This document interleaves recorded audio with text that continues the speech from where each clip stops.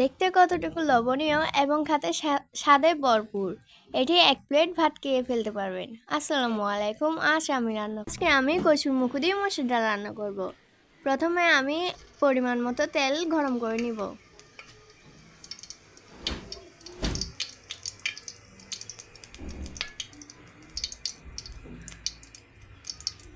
তেল গরম করা না হলে আমি 3-4টা পেঁয়াজ দিব এবং কিছু রসুন দিব। এরপর এগুলো আমি ব্রাউন কালার যতক্ষণ না আসে ততক্ষণ আমি এগুলো নেড়ে নিব।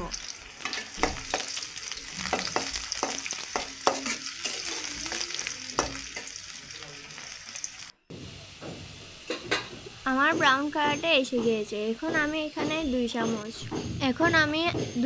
এক চামচ হলুদ গুঁড়া, 2 চামচ মরিচ গুঁড়া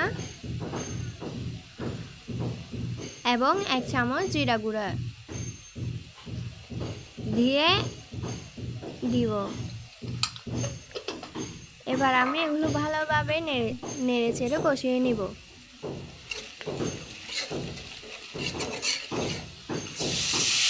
সামান্য পরিমাণে একটু পানি দিব যেন নিচে লেগে না থাকে।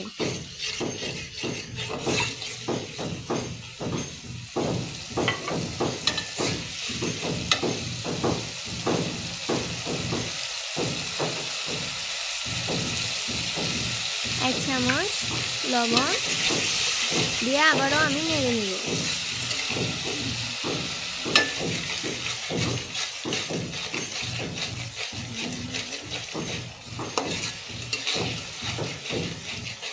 আমি মাঝখানে একটু না নেড়ে দিব। আমার কষানো হয়ে গেলে এখন আমি কচুরমুখীগুলো দিয়ে দিব।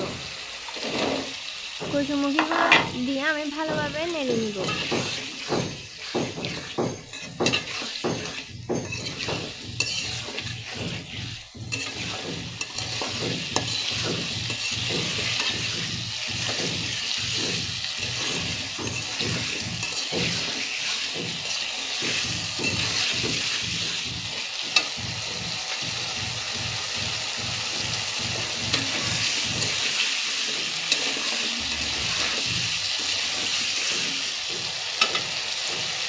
নেড়ে নেওয়া হলে ধুয়ে রাখা 1 কাপ মসুর ডাল দিয়ে দিব।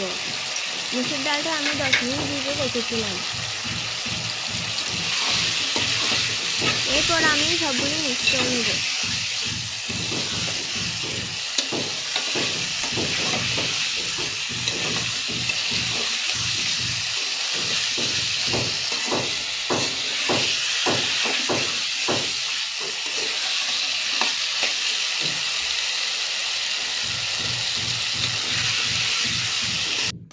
সব কিছু মিক্স করা হলে সেখানে আমি পরিমাণ মতো পানি দিব।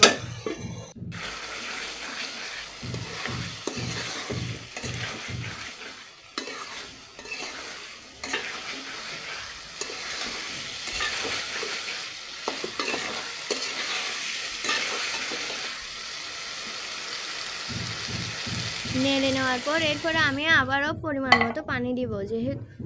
যেহেতু মসুর ডাল দিয়েছি সেগুলো সিদ্ধ করতে হবে।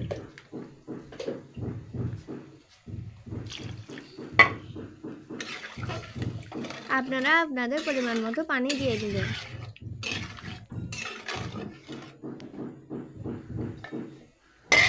এরপরে আমি 2 মিনিটের জন্য ঢেকে দিয়েছি। 2 মিনিট পর আমি আবার একটু নেড়ে দিব।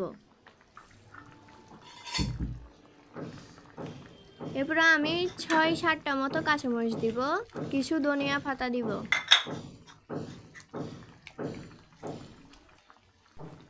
এরপরে আমি কচুরমুখীগুলো আবার একটু নেড়ে চেড়ে দিব।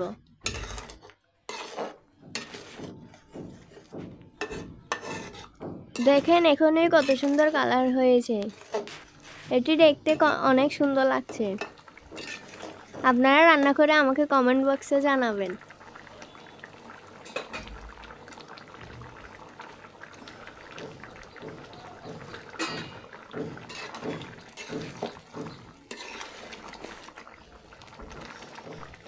আমার আম্মুর এই রান্নাটা যদি আপনাদের ভালো লাগে তাহলে এটি সাবস্ক্রাইব করে দিবেন। আমার আম্মু রান্না করলে সামনে সুন্দর করে কথা গুছিয়ে বলতে পারে না, সেজন্য আমি আমার ভয়েসটা দিয়েছি।